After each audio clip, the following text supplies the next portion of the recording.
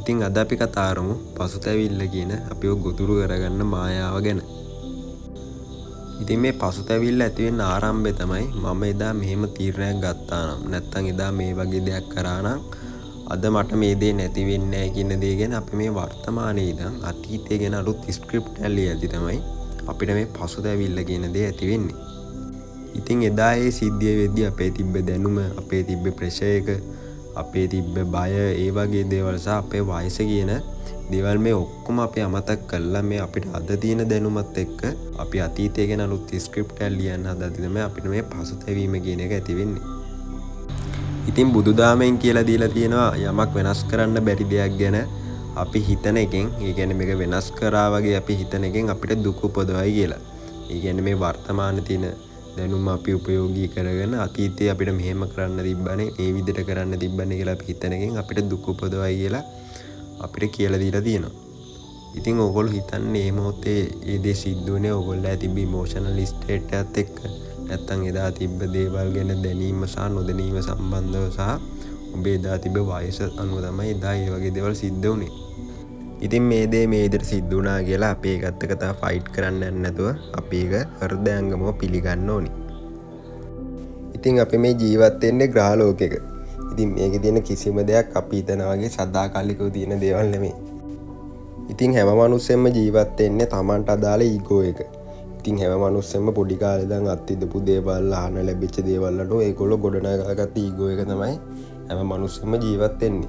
ඉතින් අපි මුලින්ම තේරුම් ගන්න ඕනේ අපි හිතන තරම් අපි ගැන අනිත් අය හිතන්නේ නැහැ කියලා. කියන්නේ අපිට ප්‍රශ්නයක් ගැන හිතන තරම් විදියට ඒ විදියට වෙන අය ඒ ගැන හිතන්නේ නැහැ කියලා අපි මුලින්ම තේරුම් ගන්න ඕනේ. ඉතින් අපේ ජීවිතේට සතුටක් දැනෙද්දි අපි ඒක විඳින්න ඕනේ. ඒ වගේම දුකක් දැනෙද්දිත් ඒක පිළිගන්න ඕනේ. ඒනකට අපි තේරුම් ගන්න ඕනේ මේ හැමදේම తాවකාලිකව ඇති වෙලා නැති වෙලා යන දේවල් කියලා අපේ අවබෝධය තියෙන්න ඕනේ. අපිට මේ දැනෙන දුක සතුටත් తాවකාලිකයි කියලා. ඉතින් අපිට මේ වගේ පසුතැවෙන සිද්ධියක් වුණාට පස්සේ අපි මුලින්ම එක පිළිගන්න ඕනේ. අපි ඒක හෘදයාංගම පිළිගන්න ඕනේ. දැන් මේ සිද්ධ වෙලා මේ දේ දැන් සිද්ධ වෙලා ඉවරයි. මට තාමත් මේ දේ කන්ට්‍රෝල් කරන්න බෑ කියලා. අපේ දේ මුලින්ම සිද්ධ වුණා කියලා. ඉතින් අපේ ජීවිතේ වෙන්න තිබ්බ දෙයක් කියලා අපි මේක මුලින්ම පිළිගන්න ඕනේ. ඉතින් ඔයා හිතනවා අතීතයේ සිද්ධ වෙච්ච දෙයක් ගැන. ඉතින් මේ දේ සිද්ධ වුණේ මේ සම්පූර්ණ කන්ඩිෂන් සිස්ටම් එකේ අවුට්පුට් එකක් විදිහට. ඔබ හිතන ඔබේ තීරණයක් නිසා විතරයි කියලා. හැබැයි ඇත්තම කතාව ගත්තොත් එimhe ඔබේ ඒ අවස්ථාවේ තිබ්බ හෘද ස්පන්දනය, ඔබේ තිබ්බ සිතුවිලි, ඔබේ තිබ්බ ප්‍රෙෂර් එක, ඔබේ වයස, ඔබට අහන්න ලැබිච්ච දේවල් සහ ඒ කියන සම්පූර්ණ දේවල් සහ මේ වටේ පිටේ පරිසරයේ තිබ්බ බලපෑම් සහ මේ සියල්ල මගින් තමයි එදා ඒ දේ සිද්ධ වුණේ විදියට. ඉතින් මේ අතීතෙන් අපිට ගන්න පුළුවන් එකම දේ තමයි පාඩම් සහ අත්දැකීම් කියන දෙක. ඒ කියන්නේ අතීතයේ සිද්ධ වුණු දේෙන් අපිට ලැබුණු දැනුම, අපිට ලැබුණු ප්‍රඥාව, මේ වගේ දේවල් අපි භාවිතයට ගන්න ඕනේ. ඒ විදිහෙන් අපේ වර්තමානයේ සහ අනාගතයේදී කරන්න ඕනේ දේවල් ගැන තමයි අපි අවධානය යොමු කරන්න ඕනේ. ඉතින් බුදුදහම තුළ මේ වරද කියන concept එකට වඩා අවිද්‍යාව කියන එක තමයි ඉස්මතු කරන්නේ. ඉතින් මේ අවිද්‍යාව කියන අපි සරලව කිව්වොත් අපි තුමුක නොදැනීම කියලා.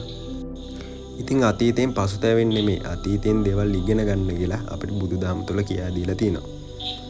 ඉතින් මේ අතීතය ගැන අපිට මොකක් හරි පසුතැවිල්ලක් එද්දී අපි මුලින්ම හිතන්න ඕනේ මේක අපිට එන්නේ සිතුවිල්ලක් විතරයි. ඉතින් අපිට කිසිම ලෙස අපිට මේ අතීතයේ සිද්ධ වුණු දේවල් අපිට කන්ට්‍රෝල් කරන්න බෑ.